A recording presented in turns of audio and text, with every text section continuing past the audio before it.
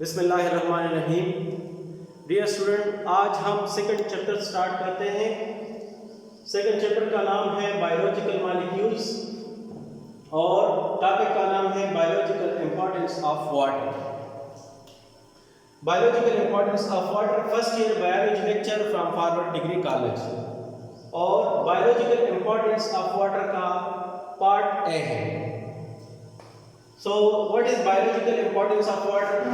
Water is important for protoplasm, which makes 70 to 90% of body of living organism. मतलब living things में, sales में ये 70 से लेकर 90% मौजूद होता है और ये मोस्ट इम्पॉर्टेंट कंटेंट है लिविंग बॉडी में। पानी के बगैर जिंदगी नामुमकिन है। साइटोप्लाज्म में मुख्तलिफ ऑर्गेनिज्म है। किसी के साइटोप्लाज्म में 70% होता है, किसी की 77, किसी के मतलब 90 तक, मतलब 70 से लेकर 90 तक होते हैं। Properties of water, polar nature of water. Polar nature का मतलब क्या है कि वाटर के ऊपर पार्शियल पॉजिटिव और पार्शियल नेगेटिव चार्ज आता है। फॉर एग्जांपल ये वाटर मॉलिक्यूल है। वाटर मॉलिक्यूल में अगर आप देखें तो इस तरह वाटर स्ट्रक्चर है, ठीक है। तो हाइड्रोजन में पार्शियल पॉजिटिव और ऑक्सीजन में पार्शियल नेगेटिव, तो इसलिए ये पोलर मॉलिक्यूल है, पोलर नेचर ऑफ वाटर। तो water is polar molecule because the oxygen end of water molecule is electronegative, bearing a partial negative charge like this, and hydrogen is electropositive, bearing a partial positive charge like this. Due to polar nature of water, molecule are bonded. Due to polar nature, water molecules are bonded to one another through weak bond, which is called hydrogen bond. Water molecules एक दूसरे के साथ weak bond के जरिए attach होता है और उस weak bond को हम क्या कहते हैं? हाइड्रोजन बॉन्डिंग कहते हैं। ये एक वाटर मॉलिक्यूल, ये दूसरा वाटर मॉलिक्यूल और ये तीसरा वाटर मॉलिक्यूल, इनके दरमियान हाइड्रोजन बॉन्ड्स मौजूद होते हैं। हाइड्रोजन बॉन्ड के जरिए ये अटैच होता है। Hydrogen bond like this. Next हमारे पास यूनिवर्सल सॉल्वेंट है, दूसरा point. Due to the polar nature of water, it dissolves a large number of polar and ionic substances. ये polar और ionic substance में ज़्यादातर dissolve होता है। Water provide medium for chemical reactions in cell. Cell में chemical reactions के लिए medium provide करता है। For example, when sodium chloride put in water, अगर हमने सोडियम क्लोराइड को वाटर में डिसॉल्व करना है तो किस तरह होगा?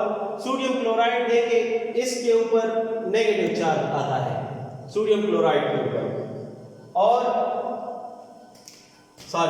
क्लोरीन के ऊपर नेगेटिव चार्ज आता है और सोडियम के ऊपर पॉजिटिव चार्ज आता है। और वाटर जो है वो भी पोलर मॉलिक्यूल है, तो वाटर के ऑक्सीजन के ऊपर नेगेटिव चार्ज और हाइड्रोजन के ऊपर पॉजिटिव चार्ज। तो नेगेटिव जो है ये पॉजिटिव की तरफ अट्रैक्ट करेगा, यहाँ पे बॉन्ड बनेगा। इसी तरह ये वाला ऑक्सीजन ये इसके साथ, ये इसके साथ, इसी तरह बॉन्ड बनता है। तो ये वाटर मॉलिक्यूल आउटसाइड में, मतलब ये वाटर मॉलिक्यूल है, ये एक वाटर मॉलिक्यूल, ये दूसरा और ये तीसरा, और दरमियान में सोडियम आयंस अटैच होता है। तो जब हम वाटर में सोडियम क्लोराइड पुट करते हैं तो सोडियम और क्लोरीन दोनों डिसोसिएट हो जाता है, और जब दोनों डिसोसिएट हो जाता है तो सोडियम पे पॉजिटिव चार्ज, क्योंकि ये एक इलेक्ट्रॉन लॉस कर लेता है, और क्लोरीन पे नेगेटिव चार्ज, क्योंकि ये इलेक्ट्रॉन सोडियम से गेन कर लेता है। तो ये दरमियान में आ जाता है इसके इर्द गिर्द वाटर मॉलिक्यूल अटैच होता है, और क्लोरीन इसी तरह दरमियान में और इसके इर्द गिर्द जो है मतलब ये नेगेटिव है, तो ये हाइड्रोजन मॉलिक्यूल के वाटर मॉलिक्यूल के हाइड्रोजन पे के साथ बॉन्ड बनाएगा लाइक दिस। जिस तरह की ये हाइड्रोजन है पार्शियल पॉजिटिव और ये पार्शियल नेगेटिव, इसके साथ इस तरह बॉन्ड बनाता है। तो एक मॉलिक्यूल इस तरह, दूसरा मॉलिक्यूल जो है वाटर का कुछ इस तरह, और ये तीसरा मॉलिक्यूल कुछ इस तरह। तो इसी अंदाज से ये दोनों डिसॉल्व होता है, मतलब सोडियम और क्लोरीन यहाँ इस अंदाज से मतलब बॉन्ड बना सकता है। तो when sodium chloride put in H2O, the electronegative end of H2O are attached to sodium ion, ठीक है, and electropositive end of H2O are attached to chlorine ion. As a result, the sodium and chlorine ion separate, it dissolve in water. Next हमारे पास है not disturbing the cell structure. Water is a polar solvent and most of the cellular structure मतलब organic or non polar, these are the organic, because जितने भी cellular structure है organic है, तो वो किस चीज से बना है? लिपिड से बना होता है, कार्बोहाइड्रेट से बना होता है, प्रोटीन से बना होता है, यही चीज इसमें होता है, जिस तरह का सेल मेम्ब्रेन होता है। तो ये नॉन पोलर होता है, so therefore it does not disturb and dissolve the organic, ना उसको डिस्टर्ब करता है ना ऑर्गेनिक को डिसॉल्व करता है अपने आप में। नेक्स्ट हमारे पास है कोहेसिव नेचर। एक होता है कोहेसिव नेचर, दूसरा होता है एडहेसिव नेचर। कोहेसिव नेचर जब वाटर मॉलिक्यूल एक दूसरे के साथ अटैच हो, due to the hydrogen bond water molecule are attached together and do not separate. So due to this, due to their cohesive nature, water flow freely without breaking apart in the living organism. मिसाल के तौर पर देखिए students, ये एक xylem मतलब xylem है। जब वाटर मॉलिक्यूल ट्रांसपिरेशन के जरिए मतलब जब ट्रांसपिरेशन होता है तो वाटर मॉलिक्यूल फ्लो करता है, ट्रांसपिरेशन पुल यहाँ पे होता है क्योंकि वाटर मॉलिक्यूल ट्रांसपायर होता है। तो जब वाटर मॉलिक्यूल, लेट्स सपोज ये एक वाटर मॉलिक्यूल है, ये दूसरा है, ये तीसरा है, इसी तरह, तो इन वाटर मॉलिक्यूल्स के दरमियान आपस में बॉन्ड होता है, ये और ये। So that bond is called cohesive bond, ठीक है, that is the cohesive bond या कोहेसिव फोर्स।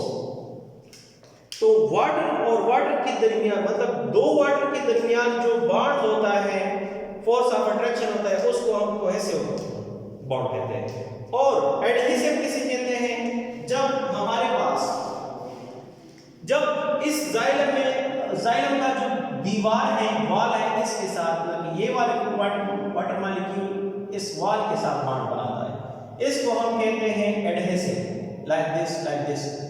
तो इसको एडहेसिव बॉन्ड कहते हैं, एडहेसिव बॉन्ड या एडहेसिव फोर्स।